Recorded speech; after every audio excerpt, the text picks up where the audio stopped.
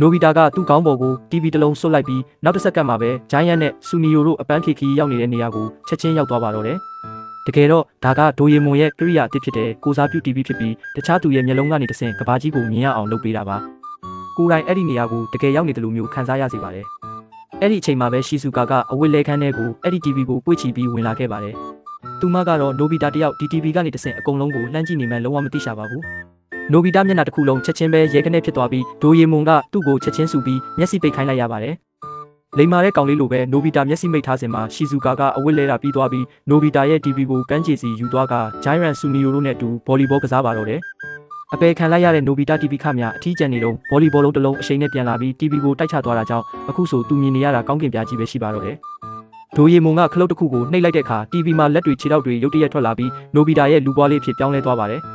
အဲ့ဒီလူပွားလေးကတဲတောင်ပြင်ပေါ်မှာပတ်ပြေးနေတာပေါ့။နိုဘီတာကသူ့ကိုထိန်းချုပ်ပြီးပင်လယ်ထဲခုန်ချခိုင်းလိုက်တဲ့အချိန်ကျမှသူကရေမကူးတက်မှန်တတိယသွားပြီးထိတ်လန့်တကြားအော်ဟစ်အကူအညီတောင်းရင်းလူပြက်ကြီးဖြစ်သွားပါတော့တယ်။ဒိုယေမွန်ကနိုဘီတာကိုနောက်ထပ်ခလုတ်တစ်ခုထပ်နှိပ်ခိုင်းလိုက်တဲ့အခါမှာတော့အဲ့ဒီလူပွားလေးကနောက်တစ်စက္ကန့်မှတင်ရေကူးပညာရှင်ကြီးဖြစ်သွားပါလေရော။နိုဘီတာကရှီဇူကာကိုရေကူးပြိုင်ပွဲမှာနိုင်အောင်တိတ်တဆိတ်ကူညီပေးခဲ့ပြီးငါးကြီးတစ်ကောင်ဖမ်းမိအောင်လည်းလုပ်ပေးခဲ့ပါသေးတယ်။အဲ့ဒီညနေမှာတော့ဂျိုင်းယန်ကဆူနီယိုရဲ့အိမ်စာတွေကိုလူယူပြီးမိုက်ခရိုဖုန်းကိုကင်ကသူ့ရဲ့ဖျော်ဖြေပွဲကိုစဖို့ပြင်ဆင်ပါတော့တယ်။သူ့ရဲ့ဆိုးဝါးလာတဲ့တချင်းဆိုတန်ကလူတိုင်းကိုယူသွမတက်ဖြစ်စေရုံတင်မကတဲတောင်ပြင်ပေါ်ကကနန်းလေးတွေကိုတော့မူးမိလဲသွားစေပါတယ်။အရေးကြုံတဲ့အဲ့ဒီအချိန်မှာပဲကိုစားပြု TV ကဂျိုင်းယန်အမေရဲ့မျက်နှာနဲ့အတူပြန်ပေါ်လာပါတော့တယ်။တကယ်တော့နိုဘီတာနဲ့ဒိုယေမွန်တို့ကဂျိုင်းယန်အမေကိုဖုံးဆက်ပြီးအဲ့ဒီကိုစားပြု TV ကနေတဆင့်ထိန်းချုပ်ခိုင်းလိုက်တာဖြစ်ပါတယ်။နောက်ဆုံးမှာတော့ရှီဇူကာနဲ့ဆူနီယိုတို့လည်းဘေးကင်းသွားပါတော့တယ်။